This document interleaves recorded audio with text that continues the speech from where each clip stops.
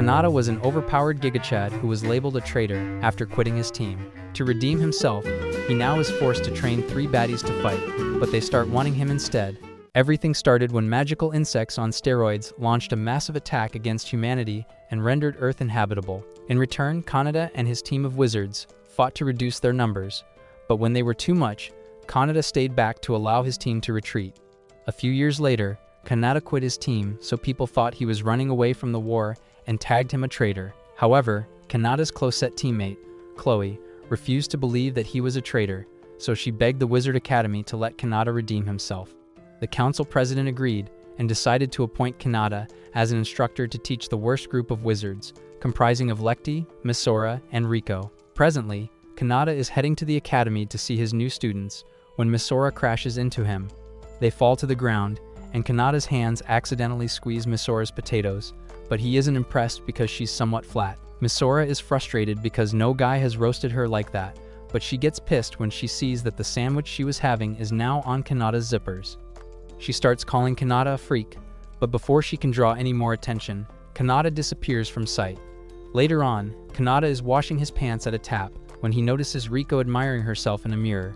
All of a sudden, she starts acting like she's on OnlyFans and assumes that Kannata is already falling for her beauty. Kannata makes it clear that he isn't interested in her at all, because he doesn't like girls without brains.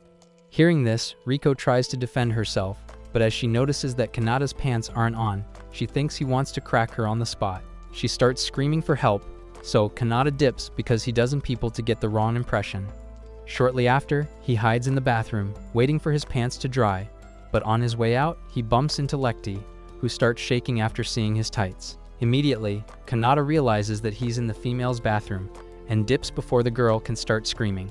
Later, he arrives in class, and Chloe takes him to the student council office to brief him on the students he'll be instructing. In the meantime, Lekti, Misora, and Rico are in the same class talking about the freak they ran into earlier that day.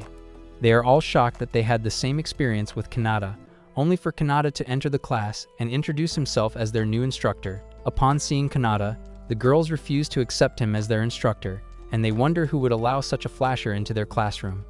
As he's about to begin the class, Misora interrupts by calling him a traitor because after he defeated the insects about 6 months ago, he abandoned his team and skipped special missions.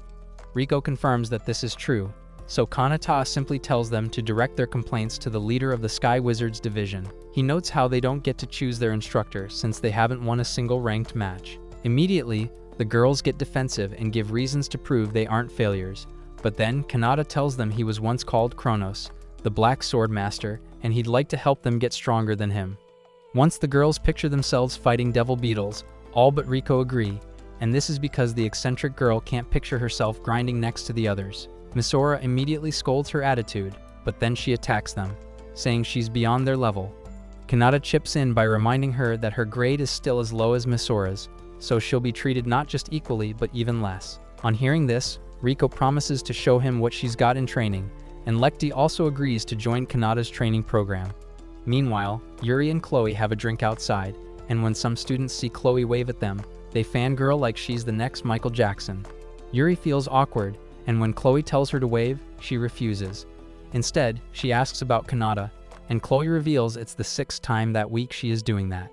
Yuri gets embarrassed and then asks why he's refusing to team up with them, but then Chloe reveals she has assigned him as an instructor to E-class students. Yuri gets mad at Kannata for selfishly acting the way he wants, but then Chloe corrects her before revealing that Kannata is currently in the sky. Minutes later, Kannata and his new students fly far into the sky, and they are surprised he's riding a device rather than using flight magic. When they ask him what type of training they'll do, he shocks them by saying they'll play a game of tag, and this gets them offended. So to even things out, Kannata permits them to use their arcana alchemical weapons to attack him in full force, and once they can bring him down, the training is over. As soon as he starts the match, Misora and Lekti immediately chase after him, and Rico sighs at them for not coming up with a strategy. As Misora nearly catches up to Kannata, he pushes her further and learns she's fast and resilient. Unfortunately, she is impatient, so she takes out her sword and swings at him as if trying to hit a home run, but Kannata evades her attacks and then makes fun of her.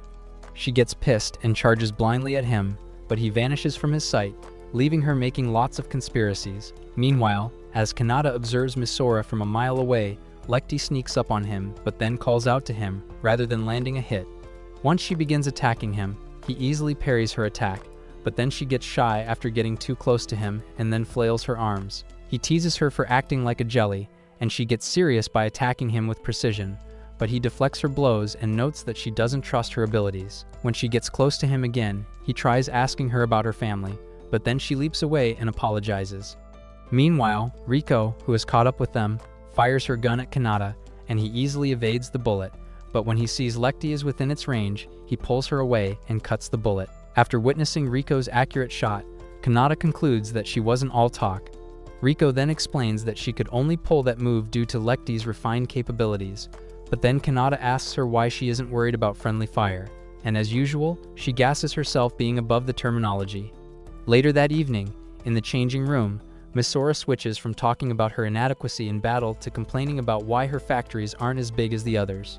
Riko tries to calm her down by saying size doesn't matter in the academy, but when she makes Lekti say it, Misora takes it as an insult since Lekti is blessed by the heavens in that department. Offended, Misora attacks Riko for making fun of her, but Riko, as usual, looks down on her and refuses to accept Misora as the fire team leader.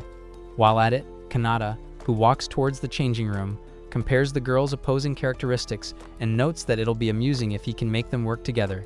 While the girls quarrel, Kannata opens the changing room door to announce their training program, but then he gets a great view, and he's accused of being a peeping Tom.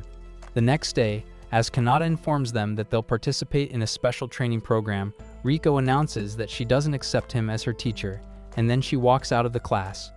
Utterly stunned, the others ask him to do something about it, but he ignores Riko like a plague and continues addressing them, revalidating their desire to get stronger. Once they agree, he takes Lekti to the mall to get a maid costume, and she wonders if it's okay to spend their team's budget leisurely.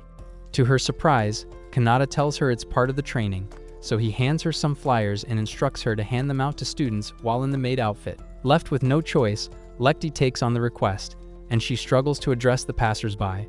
When a group of boys sees her in the cute outfit, they rush at her like she's a gravure idol who they want to get her autograph. She falls like a klutz and then summons the courage to hand them the flyers, and to her surprise, they readily accept before leaving. During that period, Kannata takes Misora with him, and he tells her that, just like the rest of them, Riko likely has a weakness, and it's her job to find out what it is. When he notices Riko leaving the school, he tries to hide, but in the process, he places his hands on her oranges, then rudely apologizes for not noticing. Misora gets mad at him, and as she demands justice for flat people, Kannata instructs her to follow Riko, so she does as instructed. A few seconds into the job, Riko spots her and goes to meet her, while wondering if Misora is infatuated with her, but when Misora asks if she can follow her shopping, Riko agrees.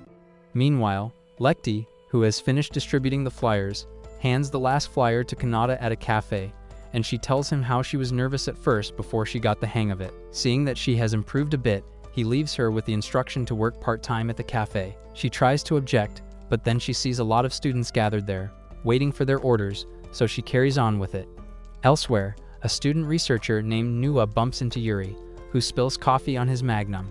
Rather than blame him as others would, Yuri cleans up the mess, and he falls in love with her at first sight. Since she's in a hurry, she hands him her napkin, and he realizes he'll get to see her soon. At the store, Misora helps Riko hold her shopping bags, and she's surprised to see Riko purchase a book on philosophy. Riko calls her immature for assuming philosophy is a boring subject, then she takes them further into the store. Although frustrated, Misora finds it amusing after seeing Riko purchase and hug a cute doll, and when she asks her about it, Riko snatches the bags away from her before briskly walking off, and Misora wonders if that's her weakness. Meanwhile, at the cafe, Lekti struggles with answering the customers due to her low confidence, and Lloyd spots her. Eventually, she runs off into a corner to sulk, but when she spots Misora, she leaps into her arms. Misora then calms her down, and after learning about her training, she decides to help out by putting on a bunny girl outfit and drawing most of the boys' attention her way. When Lloyd calls out to Lekti to get him a cold glass, he watches her fearfully pour him a glass, so he addresses her by informing her he's aware she's scared of talking with people. Then he tells her to not only believe in her instructor, but also her friend. Lekti observes Misora, and after watching her handle the task like a pro, Despite being stared at by lots of people, she makes up her mind to also assist. During that period, Freon and Chloe make their rounds around the school, and once they see Misora and Lecty happily serving the crowd gathered at the cafe, they walk off, hoping to find out what Kannata's end goal is. Later that evening, Misora takes Lecty to meet Kannata to give her a piece of her mind, but then Lecty asks him how he knew she had social anxiety, and this surprises Misora. Kannata then explains that she is using an eye snack technique which was created by the lord of her family, meaning that she must have gone through such rigorous training, but the thing he had noticed about her while they played tag the day before was that she couldn't put up a good fight because she couldn't look him eye to eye. There, Lecty reveals how she sucked at it badly and how she couldn't go to crowded places with many people staring at her. As she admits her weakness, Kannata pets her while assuring her that nobody in the world is completely satisfied with themselves, so he tells her to try to work on herself. Misora takes it from there and praises Lecty, but Lecty thanks her, revealing that it's thanks to her that she could overcome her fright.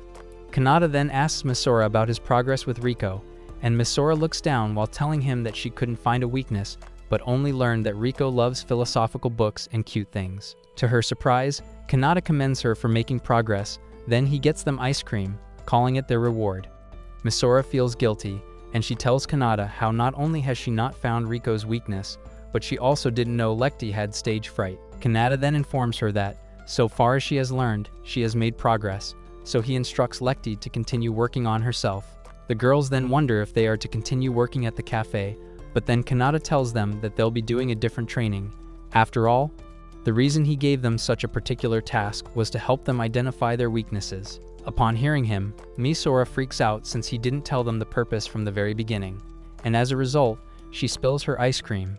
Later that night, Chloe sneaks into Kannata's room and sees he's observing Misora's profile. He tells her that Misora's magic aptitude is higher than most A-rank students, but she sucks so badly at the sword that it totally wastes her potential. Curious, Chloe asks him what he plans to do, and the next day, he tells Misora that she'll switch from magic cannon sword to middle guard magic cannon, because the cannon sword is so archaic and hard for her to use. To his surprise, Misora rejects the idea and vows to continue using the sword, ignoring his advice. She walks up to him and says she's mistaken for thinking he's a decent instructor.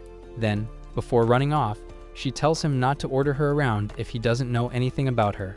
In the time past, Misora's mother, a hardcore warrior loved by everyone, wielded the magic cannon sword, and she used it to solo an entire platoon of devil beetles. Presently, Misora stares at her mom's grave while recalling what Kannata said about changing her weapon, but she vows not to give up. Days later, Lecty brings Lloyd and the remaining student council cups of coffee, and Lloyd commends her for getting bolder. As he pours Chloe and Freon a cup, Freon asks Chloe if Kannata is still training the girls, but Chloe tells her to ask him directly if she wants to know. When Lecty returns to her class, she sees Riko, so she rushes to meet her, but as always, Riko tells her that she isn't willing to sully herself in barbarian training. Lecty feels sad and says she'll be all alone, and that means she'll rely solely on Kannata. Riko gets curious as she notices Lecty thinks highly of Kannata, and she notes that it's not an easy task for Lecty. Elsewhere, Nua stutters like crazy as he practices the lines he plans to use to riz Yuri. All of a sudden, he spots her following Kannata and asking him about why he hasn't trained the girls for the last few days. He curiously asks her how she knows, and once she tells him that the girls' squad hasn't applied to use the training airspace, Kannata asks her if she has that much free time. Yuri immediately gets defensive and says none of his former squad members have free time, and she had to check on him because she's worried he would betray the girls. Kannata simply brushes her off by telling her he has to go on a home visit. Yuri tells him she's not done talking to him, but he calls her the serious type and thanks her for looking out for his students. Having witnessed their interaction, Nua drops Yuri's napkin in shock, revealing that there was a hidden letter he had written to Yuri. When Kannata gets to his hometown, he heads to a coffee bar in search of Misora, and the owner, Gale, welcomes him. To his surprise, he sees Misora working there, who gets mad and storms out upon seeing him. There, Gale reveals she's his daughter and explains Misora took after her mother, who was a sky wizard. As Gale speaks of the little he heard of his wife, it makes Kannata wonder if he has dementia, but then Gale says he doesn't have a good relationship with his daughter and would like to find out why she's been skipping school the past few days. To answer that question, Kannata asks him why she's hellbent on using the magic cannon sword, and Gale realizes he's not just an acquaintance. So he opens up, revealing how the sword was Misora's late mother's weapon, and how she used to defeat monsters on her own, until one time when she never came back again. Back then, Misora enjoyed her days with Sosai, her mother, who was the only sky wizard in Iris. Sosi had prioritized fighting for the people of Iris over staying with her own family, but would always come back every free time she got to play with her daughter. Although she was a klutz and a steak lover, Sosi was loved by everyone on the floating island, but one day, after embarking on a mission, everyone except Misora, who kept asking for her mother, forgot about her existence, and that's when she learned that most of the islanders are naturals. Just then, some Sky Wizard patrol guards spot her, and they show her the magic cannon sword, saying it's all they found left of her mother. Misora remembers Sosi's words about fighting to protect everyone, so she accepts the weapon and vows to do just that. Currently, she swings the sword over and over again, while wondering why her hard work isn't paying off, but then the heavy weapon sends her flying. As she sulks, Kannata shows up, and they head straight to the resting ground for deceased Sky Wizards. When they get to her mother's grave, Kannata speaks on how he recently learned that she visited the place daily, and she gets mad at him for barging into her private life, so she blames her dad for telling him. Kannata quickly speaks up to defend her old man by saying she didn't open up to Gale, and he had to turn to him for help after learning he was her instructor. With that out of the way, Kannata tells Misora to swear to her mom's grave that she won't use the magic cannon sword ever again, because if she continues using the weapon, she'll never get stronger. Misora instantly declines, and she summons the sword, stating that when she was handed the weapon, she was given Sosi's will and everything about her. She throws Kannata a low blow by saying it's something he cannot understand, but then he reminds her that the fallen wizards had one dream, which was to protect the people in the city, and Sosi was just like them. He brings the point home by informing Misora that the magic cannon sword wasn't her mother's goal, but to protect the people. As he remembers how sad and worried Gale was, thinking if anything happens to his daughter, he wouldn't remember her just like her mother, Kannata tells her that the more she acts stubborn, the higher her chances of dying with the weapon, and if that happens, the people will forget her. But then Misora insists she wants to use it, and says it's because if she can protect everyone with it, there's a chance that they'll remember her mother. Upon realizing her end goal, Kannata tells her it hasn't happened for the naturals to remember dead wizards, but seeing how stubborn she is, he laughs at her, calling her crazy. Then he tells her he'll make her a better swordswoman than Kill Bill. Realizing he was testing her all along, Misora asks him his end goal, but then he reminds her that he promised to see her through till the end as her instructor, so he tells her to swear on her mom's grave to grow stronger and protect everyone with the weapon. The next day, Misora shows up in training, and Lekti is happy to see her, but before they can chit-chat like old-timers, Kannata orders them to train, or he'll have them serve coffee in a swimsuit. They immediately get to it, and Misora thanks him for his help before zooming off. Meanwhile, Riko observes them not too far off and notes that Kannata's got the dog in him. Riko dreams of chasing after her elder sister, but just then, Freon wakes her up through telepathy and instructs her to prepare for school. This pisses Riko off, but she quickly goes to shower, and that's when she notices something. Later that day, Kannata has lunch with Lloyd, and just then, Yuri walks in, stating that she doesn't understand how he can be cool with the whole of Misgun hating him.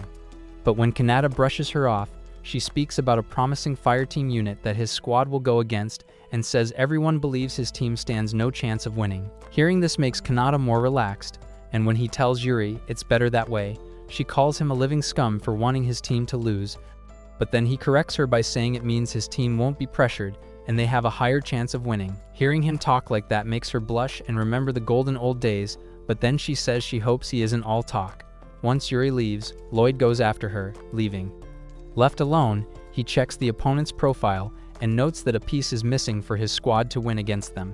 Just then, Riko shows up looking glamorous as ever and praises herself, saying she's a goddess whose beauty scales beyond human comprehension. When Kannata hears her, he laughs at her like she's got some screws loose, and this makes her remember how people thought of her as different, saying she couldn't catch up to her sister. She then spots her team opponents, and Kannata reveals that even though they are formidable, before leaving, Riko declares she won't be participating in his training program, and Kannata shocks her by giving her the green light to do as she pleases. After lunch, as the girls dress up and prepare for their training, Kannata offers to buy them ice cream, but they prioritize winning, so they postpone it to after the match. Next up, they meet with Riko, and Misora asks her to join them in training, but Riko refuses and tells them there's nothing for her to gain. Lekti disagrees, and Misora admits that Kannata can make them stronger, but when Riko recalls how Kannata gave her the green light to do whatever she wanted, she tells them that Kannata hasn't offered to train her before. Still, Misora asks her to at least start the match with them, but Riko declines by telling them she has no interest in humiliating herself in such a match she knows she'd lose. The others are hurt by her remarks, but Misora swallows her pride and kneels, preparing to kowtow, but just then, Kannata enters the class and lifts her. Meanwhile, in the student council room, Freon informs Chloe of how a D-ranked fire team was down the previous night while on patrol and was probably done by a chimera. As she worries and hopes the monster doesn't come close to Miss Gunn, Chloe tells her that she and the special fire team will take care of the situation. Freon then asks about Kannata's fire team, saying their ranked match is coming up soon, and Chloe notes it's the second time Freon is asking. Back in the classroom, Kannata reads the room, and when he learns why Misora was baiting earlier, he tells her he'll hand her the key to victory. The next day, Riko wakes up late from the repeated dream, and as she heads to school, she sees Nua stalking someone and thinks she's the one, but then he runs off like she's a walking load of responsibilities. In the sky, Kannata summons the Sword of Destruction after telling Misora that he'll only show her a move once, and immediately, he swings it before pulling a trigger that shoots out a magic cannon, which obliterates the clouds. As he puts her through, he explains that her most powerful asset is her magic supply capacity, so he calls it their trump card. Misora successfully pulls it on, but then notes that the amount of magic it consumes is quite a lot. To her surprise, she sees Kannata keeping calm while panting and notes that he's suffering from magic exhaustion even though he used to be an elite. Kannata tells her she can only fire the shot 3 times daily, then he pats her head while telling her to use the technique to pave the way towards victory. Misora agrees with him, but then whines to him for using her head as a handrest. Later, Kannata has a spar with Lekti, and when he notices she isn't concentrating, he calls out to her, and she reveals she wants a flashy move like Misora, but he tells her she doesn't need it. Instead, he praises her sword skills, so she gets serious by recalling how Misora paved the way for her earlier at the cafe. Then she goes all in against him. As a result, Kannata struggles with parrying her blows, and he commends her for landing the attacks without looking away. Riko, who has been observing the entire ordeal, admits that Misora and Lekti have improved, but a thought of her reaching her sister if she studies under Kannata comes to her, and she calls herself foolish. As she continues observing the girl's training, Kannata shows up right behind her and sees that she uses glasses to activate her clairvoyance. Surprised that he knows that much about her, Riko asks him, but then he says it's the only way for her to see them from such a distance. Riko then tells Kannata that Misora's ultimate skill is useless in a match because it'll take her time to charge it, and for her to perfectly use the skill, she'll need a skilled vanguard and a rear guard who can protect her.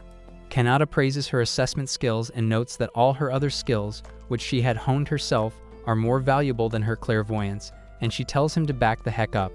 She asks him why he's suddenly saying all these things when he said Misora was the key to victory, but then Kannata reveals that they are all keys to victory. Confused, she asks him why he never reached out to her like the rest. Then he explains that he wanted them to catch up with her after all her skills are godly. Without giving in to her tantrums, Kannata says he needs her, and she nearly gives in to him, but as she tries to think her way out of it, he tells her that all she has ever needed was the will to win. He asks her if she wants to continue being a loser, and she refuses, so the very next day, she joins the rest of the girls in training, and they are happy to see her.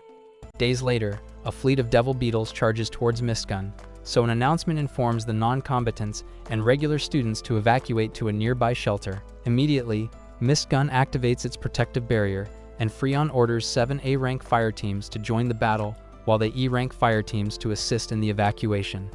As soon as Fire Team E-601, Kannata's group, finishes their rounds, they meet up with Kannata, and Riko finds it odd that he isn't assisting with the battle since he's a former ace. He tells her it's complicated, but as she prods for more information, Misora changes the conversation by asking for Lekti's whereabouts. Lekti shows up shortly while carrying a girl who failed to make it to the shelter, and as Misora suggests they take her there, Kannata tells them to observe the fight between the Devil Beetles and the Special Fire Team.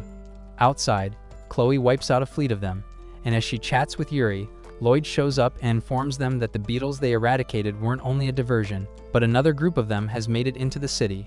Freon panics after being notified, and she orders the fire teams in the city to deal with them. Suddenly, a group of devil beetles charges right at Kannata's team, and when Misora sees the little girl with them shiver, She recalls how her mother told her it was her duty to protect everyone. So she loads her magic cannon sword with magic and fires a small blast, which destroys a few beetles. Impressed, the others praise her for her hard work, but then point out her aiming skill isn't perfect. So Misora loads the cannon sword with more magic and unleashes a blast that not only annihilates the devil beetles but also decimates multiple city blocks, including her dad's cafe. This time around, her friends scold her, and she tries defending herself. In the command room, Freon announces that more than 10,000 of the beetles have been spotted, so she suggests they go after the leader who is controlling them. Kannata's team hurriedly takes the girl to her mother at the bunker, and as the fire teams take down the beetles that have crept into the city, Freon spots a chimera among the monsters, so she orders the forces to get rid of it.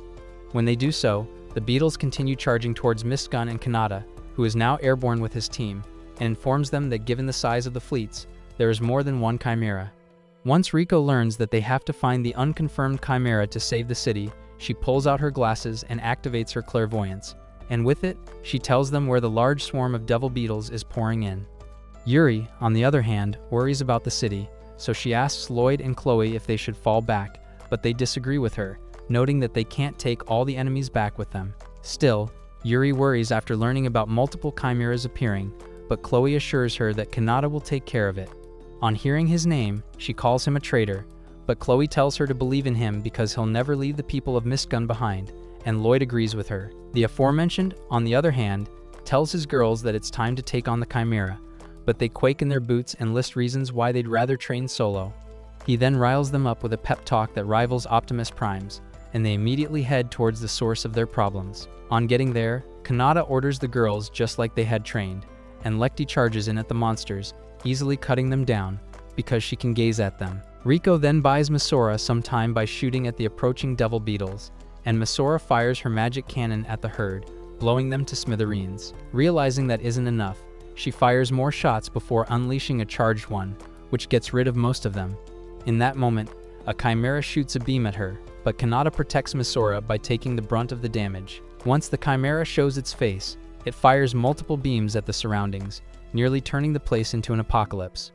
Kannata then notes how it seems the chimera is after him, so he summons his Sword of Destruction, before charging up his magic and flying towards it at top speed. This time around, he doesn't use a hoverboard, and he easily evades all of the chimera's beams, so he flies high into the air and neglects Misora's plea for him to run, while telling her that the fight is over. In that instant, he points his sword and fires all his magic at the chimera, and it not only snipes it out of Mistgun, but the attack explodes, creating a second sun almost matching an atomic bomb. The result leaves Kannata drained, so as he falls from the sky, the girls fly to him to rescue him. Outside, Yuri wonders who took down the chimera, but Chloe tells her it's the man she loves. While Freon wonders who could have taken down the unidentified chimera, Nua rushes through the park in search of Yuri, hoping she's alright, but then a giant eye drops from the sky and stares at him. Having rescued Kannata, the girls worry about him after seeing that he is not waking up, but then he regains consciousness and looks exhausted. As Misora continues yapping, he shushes her by telling them to look at the sky, and once they see there are no more beetles, they smile, knowing that they'll get to see another day. With that out of the way, he tells them to prepare for their ranked match, and they happily oblige. Days later, on the day of their match, Kannata sees Yuri ready to watch the battle, and she asks him how he injured his arm. He lies to her that he has tripped while evacuating the people earlier, but then he tells her his fire team is pretty strong, and she shouldn't be surprised. The match commences shortly, and to his surprise, his team loses, so Yuri teases him about it. Meanwhile, Freon meets with the head supervisor to discuss a proposal on how to accelerate the Sky Wizard training program with realistic fights, and the head supervisor accepts her proposal for the new academic tournament. While Misora and Lecty train by fighting balloons, Rico simply adores her reflection and leaves the others to suffer. Meanwhile, Freon holds a meeting with the others, and she learns that they weren't the ones who defeated the unconfirmed chimera. She tells them how Kannata had insisted it was his team that did so. He wanted them to let them off the hook for destroying civilian property, but Freon disagreed since there wasn't any eyewitness, so to be fair, she believed they should disband his unit after all. They haven't proven themselves to be formidable in the ranking matches. Chloe disagrees, but Yuri agrees with her by saying that Kannata isn't fit to lead the team. With that settled, Freon asks them to call Kannata to his office later, then she shows them a pamphlet of an upcoming tournament, and says it's the real reason she invited them over. After training, Misora complains about her bruises, but then Riko tells her it's because of her erratic movements. She then shows how Lecty doesn't have any injury on her, but Misora retorts that it's because Riko covered for her during training. Moments later in class, she asks Kannata why their efforts for defeating the Chimera haven't been recognized, but he tells them that they weren't seen. Misora then complains about how it isn't fair, especially to him, who nearly risked his life, but then he shushes her and tells her that he's fine with the way things are. He brushes their complaints aside and shows them a flyer of the upcoming tournament, whereby all fire teams asides D-ranked can participate. The winning team not only gains 2 whole ranks, but it also receives cutting-edge gear made by the Alchemy Division, and they get to eat free meals for the rest of the year. The girls instantly imagine their team winning, and while they note that it's almost impossible, they decide to give it a try. Just when Kannata is about to get them registered, Freon calls for Kannata and informs him that she'll take him off as the fire team's leader because he has done nothing but extend their losing streak. She mentions how the teammates were fighters earlier that morning, and Kannata commends her for paying attention to them, but when she says they do not have a goal, he stops her there and informs her that he signed up as their instructor by promising to ensure the girls become strong wizards. Freon wonders what a traitor like him wants to do, so Kannata shows her the tournament and sets the condition that if his team wins, the other fire team will respect them and she won't bother them anymore. On hearing this, Freon laughs at him before reminding him that his team hasn't beaten an E-ranked team, unlike going against a tournament that has all other ranks apart from S. Unfazed by her words, he insists, so Freon agrees to it and promises not to disband them if they win the tournament. Meanwhile, the girls eavesdrop on them and then ask him what they heard, but he brushes them aside before hurrying off. Later that evening, in the classroom, the girls sulk after hearing tidbits of info from Freon's office, so Kannata asks them what they plan to do about it. They inform him that they want to get stronger, and he agrees by saying that what they have to do is win the tournament, but they ask him why he's downplaying the event. After all, they've had 0 wins so far and 11 straight losses. Still, Kannata promises to come up with a different training for them the following day.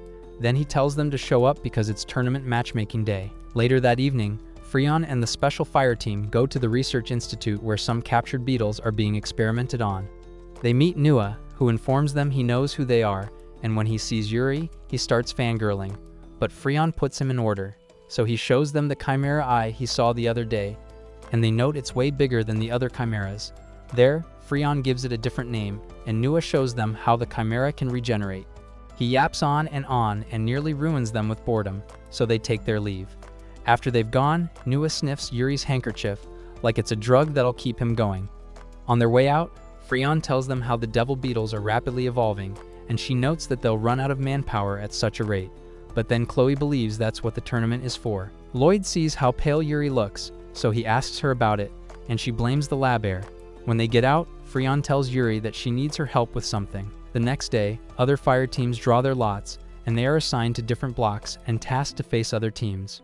While some thank their stars, others curse their luck for going against powerful foes in their first match. When it's E601's turn, Misora follows the process, and they learn they are going against a fellow E-ranked team.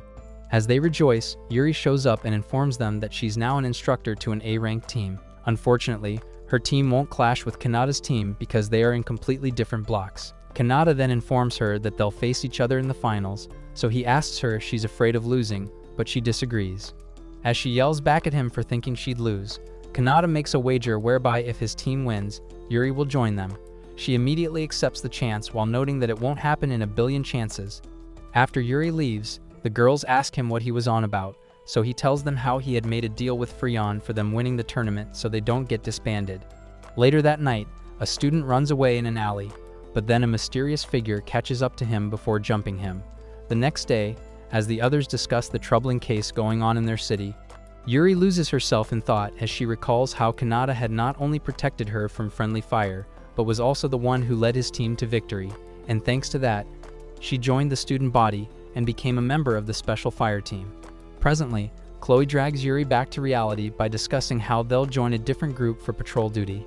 Yuri is surprised that the public order is in on the investigation, but just then, Kannata shows up as if spawning from a checkpoint, and he butts into the conversation. She becomes so flustered, and as they discuss, she hurriedly takes her leave, saying she wants to train her students.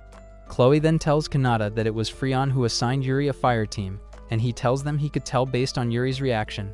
After all, Yuri's the kind of person who wants to win in a fair fight. Lloyd, on the other hand, plays the role of the observer, who is glad to see that Kannata cares about his colleagues. Shortly after, the girls train in the sky, and this time around, because Kannata has their positions shuffled, Riko complains about how having to constantly observe Misora and Lekti will hurt her neck. Misora, on the other hand, keeps on firing at the balloons, and she complains about how stressful the situation is. Moments ago, when Kannata had suggested they employ such a tactic, Misora was the only one against it, but after seeing how the others were willing to try, especially Lekti, Misora changed her mind and accepted. Now, she struggles with the balloons, but then Riko orders her to charge in first while she covers her. Although it seems strange, Misora listens to her. Then Riko tells Lekti to provide support by dealing with the other targets, and as she complains, Riko reassures her that, as the sniper queen, she wouldn't get hurt. Immediately, Lekti takes off to her position, and Riko covers for Misora.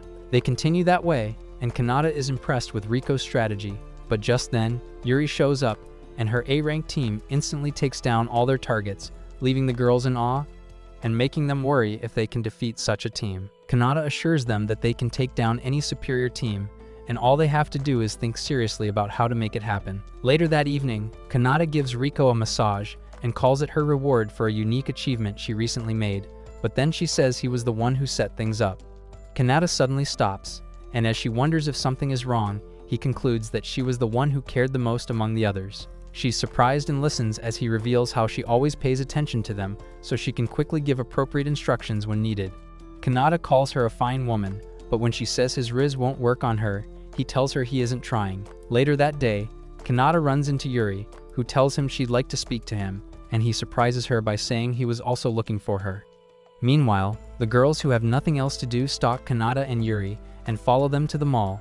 There, they watch as Yuri orders a cup of black coffee contrary to what Kannata had wanted her to get. The busybodies can't hear their discussion, and they consider getting close to hear what the two lovebirds are on about. When Yuri gets her coffee, she fills it with sugar and cream before taking it, and Kannata tells her she should have ordered cafe au lait, but she insists that she wanted black coffee. After listening to them, Misora tells the girls about the rumor going around that Yuri isn't feeling too well. Riko chimes in, confirming that Yuri hasn't used her spear anymore, and after hearing them out, Lekti concludes that the reason Yuri is on a date with Kannata is that. Riko kind of agrees and concludes that Yuri is Kannata's girlfriend and teammate, whom he's trying to console. Once Misora hears them, she loses not only her spirits, but her appetite as she tries to process what's going on. Kannata then asks Yuri what she wants to talk about, but Yuri gives him the go-ahead to ask, so he asks her if it's true, based on what he read in the monthly magazine, that she's only interested in people stronger than her. Yuri, stunned by his question, replies positively, and he's shocked that she can open up about such an aspect of herself. She gets defensive and declares that not only does she not have anything to hide, but it doesn't matter anymore. Kannata then tells her he's simply looking out for her, then he asks her if the person she likes is Chloe, and Yuri freaks out. Kannata thinks he's hit the nail on the head, and he talks about how he never knew Yuri swung that way, but then she shushes him, and gets mad at him for calling her out to speak on such a frivolous matter. Kannata then reminds her that she was the one who wanted to see him, so he asks her what she wanted to say, and Yuri tells him to quit his instructor job. She reminds him that even if he's seen as a traitor, he has the skills that no one can match, and it's better than him wasting them on the girls. Right there, Kannata confirms Yuri hates the girls, and as Yuri says the girls do not belong in their school, Kannata replies that the same goes for him and Chloe. He reveals there was a time Chloe couldn't fly decently, and people deemed her a failure. Then he tells her he can guarantee, as the girl's instructor, that they have potential. Yuri gets pissed at him and walks off, saying she'll pay since she was the one who invited him, but then he points at the table not too far off and says he'll pay for it. When Yuri looks there, she sees Misora and the girls and realizes they've been there all along. Later that evening, Chloe and Lloyd meet with Freon, and they inform her about how all the victims of the recent incidents are male Sky Wizards Division students and users of melee weapons. Freon believes it could be a coincidence, but then Lloyd tells her that the first victim came from an E-ranked fire team, and the other two were D-ranked and C-ranked respectively. So from that deduction, they conclude the next victim will be a B-ranked student. Later that night, the same mysterious figure jumps a student, then he takes out Yuri's napkin and takes a whiff of it, before declaring that he'll soon become a man who deserves her love. The next morning, Lecty wakes up and goes for a morning jog, and she runs into Kannata. After racking up a lot of sweat, they take a break, and he hands her a bottle of water to stay hydrated. Lecty thanks him not only for the bottle but also imploring lots of training strategies to get better, but then she curiously asks him why he made Misora the vanguard, because no matter how hard Misora trains at that role, she sucks so badly at it. Kannata praises her for paying attention and then admits that Misora won't be a good vanguard. Lecty asks him if he'll cancel the training, but he tells her she almost had the answer. She gets curious, so he asks her if she needs a hint, and when she agrees, he lets her work at the cafe once more. Immediately, the students bombard her with orders, so she gets straight to work. This time around, she answers their requests without stuttering, but then she studies other waiters and sees how they flawlessly interact with the students. Impressed, she dashes to help out with work, but nearly falls like a klutz. A coworker helps her, then tells her not to rush into things but to observe her environment. Lecty finally calms down, and as she pays attention to her surroundings, she discovers she can work efficiently. Later that day, during training, Misora fails to land any hits on the balloons, and she whines like she had her candy stolen, but as Riko tries to show her the ropes, they get into an argument. Lecty, on the other hand, yells at them to stop fighting, but then she notices how lonely it is as the rear guard and concludes Riko must have been under a lot of pressure. Upon remembering what she had practiced, Lecty observes her surroundings and appreciates the girls for playing their previous roles. She gasses Misora, and Misora accurately shoots the targets down. She also showers Riko with some praise, and then helps the girls take down the targets that escape to their rear. Kannata sees how well she has improved, and he pats her for a job well done. The next day, Kannata runs into Chloe, and he sees she has eye bags from patrolling the school environs all night. Once Kannata learns that the attacker targets students who use melee, he worries about Yuri, but then Chloe tells him Yuri patrols only during the daytime. As they discuss, Misora shows up and tells Kannata to stop their weird training and give them something advanced to work on. He disagrees with her, noting that making them go beyond their league won't help them, but she insists on knowing the name of the training at the very least, because she can't sit by and watch Riko and Lecty leave her to eat their dust. Sensing her will to get stronger, Kannata tells her to wait in the fire team room with the others, because they won't be taking sky lessons. After watching Misora leave, Chloe notes that Kannata is having fun while training the girls because he has the same look as when he was training Yuri.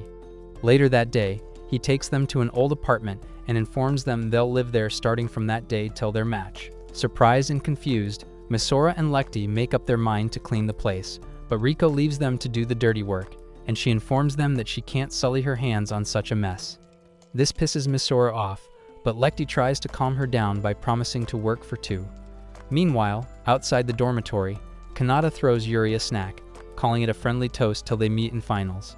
Yuri wonders how he can be so optimistic with a bunch of losers, so she tries throwing him the cream puffs, but then he tells her about the old days, how she loved the snack, and how he coincidentally came across a stall selling it earlier. Yuri immediately chooses not to take out her frustration on the puffs, and as Kannata laughs at her, she reminds him that he was the one who had taught her not to waste food.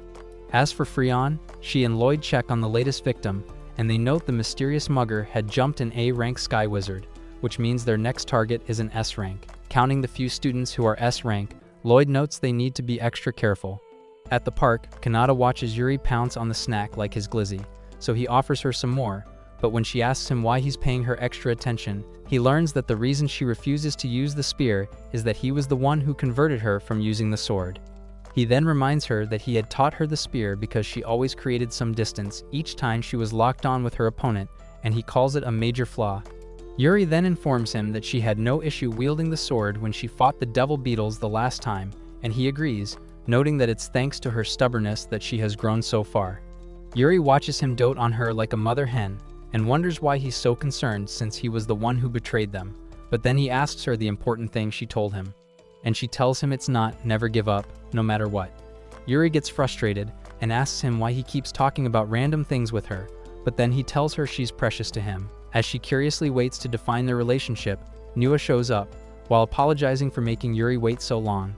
Yuri immediately tries to land a death blow on the creep, but he vanishes and appears right behind her, so she swipes at him again, but he dodges her attack and tells her she's slower than his grandma. Yuri gets too cautious, and she steps back too far, and this gives Nua time to pull out his sword and fight her. Once they clash, he sends her flying before flash-stepping around her to show his superiority in speed. Still, she knocks out his sword by predicting where he'll attack from and commends her skills. Unfortunately, he fires multiple wind magic slashes at her, and she suffers badly while trying to offset the attacks. Nua then fires a powerful slash to decapitate her, but Kannata intervenes, ignoring Yuri's plea for him to stay out of it. Nua gets pissed at him and attacks him with multiple wind slashes, but Kannata easily parries them like he's playing Sekiro. Nua then goes for Kannata's neck, but Kannata blocks the attack while aura farming before cutting Nua and calling him an amateur with a bit of speed. Annoyed, Nua takes off, and like Terminator, he tells her he'll be back, then he knocks the air out of her lungs before making a run for it. Later that evening, Kannata carries Yuri to the girl's apartment, and they call him a brute after seeing how badly beaten up Yuri was. Yuri wakes up late into the night in the girl's apartment, and they quickly prevent Kannata from feasting his eyes on her. Upon realizing she isn't wearing any plot armor, Yuri pulls out a Glock on Kannata and vows to take him to Valhalla with her for getting premium access to her OnlyFans account. He quickly swipes the gun off her and informs her that the girls had changed her clothing, but when she learns that he did see her milkers, Kannata takes a leap of faith from their balcony. They then thank her for protecting him from the Phantom Slasher, and she learns what Kannata had done. Lekti hands her some clothes, and Yuri thanks them for caring for her. Shortly afterwards, Yuri learns they are living together under Kannata's supervision, and as she watches them argue with each other, she informs them that Kannata did make her do a lot of unreasonable things. The curious girls ask her about it, but Yuri is immediately embarrassed, and she refuses to spill. Seeing her act that way, Riko jumps the gun by assuming Yuri was once in a relationship with Kannata, and the other curious girls ask her about it. Suddenly, Kannata appears by the window and commends them for getting along. He reveals that he went to get the good luck charm from the cream puffs vendor he had dropped by, so he hands it to Yuri and tells her, based on the rumors, that if she holds it tight when she's in trouble, the charm would do wonders. Yuri then asks him why he went out of his way to get her the item, and he says it's because he cares about her. Yuri blushes and complains about him rizzing her up with a straight face, but then he reminds her of what to do when she's in trouble, and she silently affirms. Misora scatters the lovey-dovey air by asking how the ladies staying together will help them get stronger, but then Kannata rubs her head while saying it's what she gets for cutting him off midway through his explanation.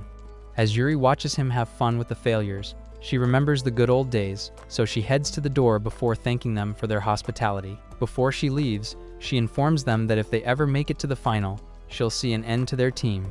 The shocking message hits the Three Stooges hard, and as they brood on it, Riko complains that she's hungry. Lekti quickly gets into the kitchen and prepares pasta, and Misora is shocked that she can cook. They dig into the food shortly afterwards, and as Misora asks Lekti to continue when next they return, Riko calls her a freeloader, and Misora calls Riko a hypocrite.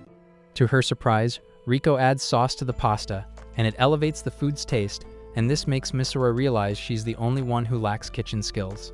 As the days pass, the girls get to know each other better, and they do a lot of things together.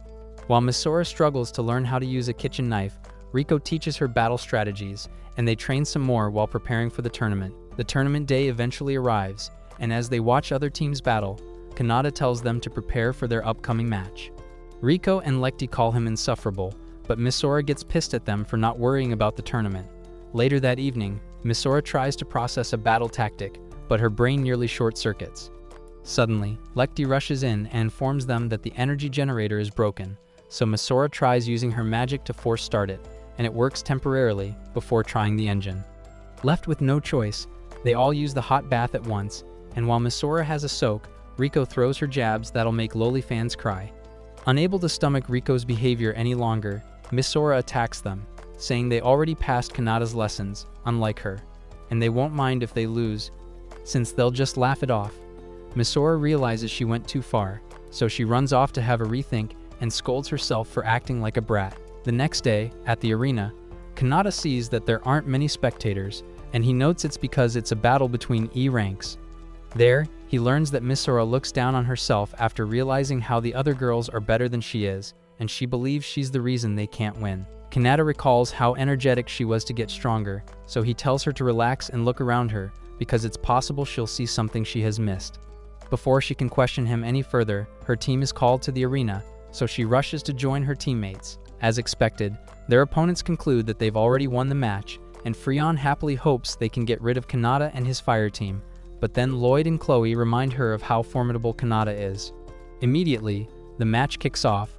Misora charges at her foes and fires her sword magic cannon at them, but they easily evade it and tell her it's a telegraphed attack. They slam into Misora, knocking her down, but her teammates catch her and then strategically attack the opponents. Misora sees that they are faring better than her and immediately feels down, but then she remembers Kannata's word of advice and sees that her teammates are keeping the opponents at bay. She studies them, and once she learns that they trust each other, she notes that she needs to trust them, so she loads her magic sword cannon to the maximum while her teammates fend off their opponents like flies. By the time they notice, they try to spread out, but Rico pressures them with bullets, till Misora unleashes the mini nuke on their opponents, hitting them squarely in the face.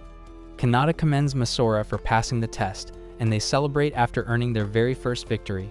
Once Yuri sees the outcome, she glares at him, but he smiles back at her. Meanwhile, Nua gets infatuated with the monster, and he injects himself with its serum to gain more power while vowing to love Yuri forever. As the matches progress, Kannata's fire team keeps dog-walking their opponents, and it makes Freon go crazy. After defeating the last on their block, Kannata notes they'll be facing Yuri's next. Later that evening, the students learn about Kannata's team's condition and how they'll be disbanded if they don't win the tournament. As Chloe and Lloyd do their nightly security rounds, they realize that Freon had spread the news publicly so that Kannata won't have any excuse if he loses.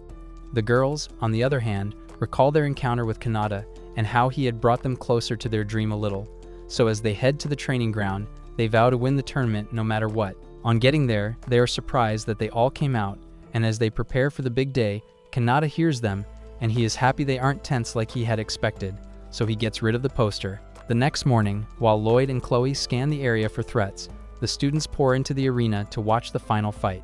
Kannata's team walks into the arena, and Lecty nearly quakes in her boots after seeing the huge crowd, but Kannata calms her down. They see a lot of haters, who wonder how the team managed to get to the finals, but Rico simply brushes their complaints aside due to their lack of understanding of her striking beauty. When the A-rank team walks onto the stage, the crowd cheers them on, and Kannata's squad admits they are the underdogs. But just then, they spot their very first opponents cheering them on. Misora gets worried, but then tries to brush it away, and at the same time, Yuri advises Kannata to run away before he makes a fool of himself. Instead, he tells her to think about how she'll join his team as soon as her squad loses. As soon as the match begins, Lily sprays Kannata's team with magic bullets so they disperse to avoid getting hit. As Misora acts as a decoy and dodges all the shots, Lecty fights Sasha, and she holds her ground against her, but Greg, the rear guard of the A-team, shoots at her, so she blocks the bullet. Unfortunately, it leaves her open, so Sasha takes a swipe at her, and to her surprise, Rico shoots her sword to cover Lecty, who immediately retreats. Sasha then chases after her, and Greg shoots at Rico, who evades his bullets. All of Kannata's students are on defense, and Freon smiles, believing that they might not put up a fight till they are defeated. During that time, Chloe dozes off while on watch, but Lloyd calls out to her and instructs her to check the gates for the Phantom Slasher, so she gets back to work. Back in the arena, Misora notes that she cannot take Lily head-on, so she continues evading her bullets. Lily makes fun of her, but then Misora reveals she hasn't been acting randomly, and in that moment, Lily sees Rico aiming at her. Immediately, as Rico fires her shot, Lily dodges it, and this gives Misora time to go for a counter, but to her surprise, Lily easily fends her off, before revealing that Yuri had told them how they fought. Yuri, who had been silently watching the battle, tells Kannata how she was aware of how weak opponents can change the tides of the battle, which was why she had studied how it's done and how she'd crush them. With that, she tells her students to end the battle, and as they try to wrap things up, Misora flies to the sky while loading her magic sword cannon, and once Lily sees she's about to fire, she charges close to her, but to her surprise, Misora swipes her sword at her, and she realizes it's a feint. Yuri wonders what's going on, so Kannata explains to her that he had let her observe their previous match, so her team will be overly cautious of Misora's cannon attack. Yuri quickly tries to calm her students who chase after Kannata's, but then Misora baits Lily into the sky once more, and this time around with her weapon fully loaded. Once she sees her opponents are in a straight line, she fires her weapon, which knocks them out of the sky, sending them crashing into the ground, and with that, they are declared the red winner of the tournament. Suddenly, a voice interrupts the announcer and all of Misgun are issued an air raid alert to evacuate to a nearby shelter. The crowd goes into panic and runs out of the arena, But just then, Nua blocks the entrances and then appears like a Final Fantasy boss. He goes straight for Yuri, this time around, without his disguise, and she pinpoints who he is. As Misora senses Kannata's power coming from Nua, Nua gets close to Yuri and tries to embrace her, but Kannata stops him before sending him straight into the seats. He grabs a hold of Yuri, and as they run off towards the exit, Nua shows up again and tries to hug her. This time around, Kannata flings him like an expired can and urges Yuri to run off, then he calls Nua his opponent. Nua gets pissed at him and fires compressed chairs at Kannata, and as Kannata evades the attacks, his leg gets caught in the process. Nua then goes after Yuri, and she pulls out her sword to stop him, but he shocks her by stopping it mid-swing and shattering it into bits. As Kannata struggles towards her, Nua tells her not to be afraid because she can finally get some of his mayonnaise. Just then, Misora fires her beam, which smacks Nua like a pest, and she's shocked that the attack hit him. Surprised, Kannata asks them why they are still in the arena, and once they tell him that he can't fight Nua alone, he reveals that he never planned on doing that after all. He has friends. Immediately after his response, Lloyd and Chloe show up and shoot Nua down, but Nua looks unscathed, except for his missing arm. Kannata then patches himself and prepares to fight the creep, but Nua morphs into a hideous beast, and he calls himself the chosen one who can't be stopped. With a swing of his arm, he creates a tornado, which Lloyd and Chloe shoot, but it has no effect. At the eye of the needle, Nua grabs Yuri, but as the girls try to help, he sends a wind sigh their way, and they are forcefully yeeted from his sight. Pissed, Kannata uses the dark magic, and it fixes up his injured leg. Upon seeing his power, Misora confirms it's the same as the time against the Chimera, but the others don't understand what she's saying. Kannata aura farms, and he pulls out his sword, and when he attacks Nua, Nua regenerates, and as they clash, he notes that Kannata is also chosen by the devil beetles, but Kannata speaks ill of the power. Nua wonders why, but when he puts 2 and 2 together, he realizes that it's because of the dark power that Kannata went rogue and stopped engaging in battles. Utterly annoyed, Kannata charges at Nua and fights him, but Nua grabs him with lots of hands, and then tries to finish him off. While Yuri worries about Kannata's safety, the latter simply informs Nua that his students are very good. Suddenly, shots ricochet around the blue freak, and Lekti flies in and cuts the arms that bind Kannata. Right after, Riko shoots Nua, severing the hand holding Yuri, and as Yuri flies off, Nua attacks her with his retractable weapon, but then Kannata flies in and acts like a meat shield for her. Realizing that his #1 foe is now useless, Nua laughs like a generic villain, and then approaches to land a death blow on Kannata. Yuri struggles to keep herself together, but then, the girls remind her of what Kannata taught them, so she squeezes the good luck charm and hopes for the best. In that instant, the girls shoot at Nua, and Lekti charges right in through the smokescreen to land a critical hit, but to her surprise, her sword tip breaks. She immediately pulls back, and Nua grins at them like they are weaklings, and Kannata likes it that way because Nua will get more careless during the fight. Nua watches the group and wonders if they are easy targets, but then he checks around for Yuri and concludes she's right behind them, so he dashes straight at them to give them a big hug. The girls disperse like flies, and Yuri summons her spear, while declaring she'll forgive Kannata just this once.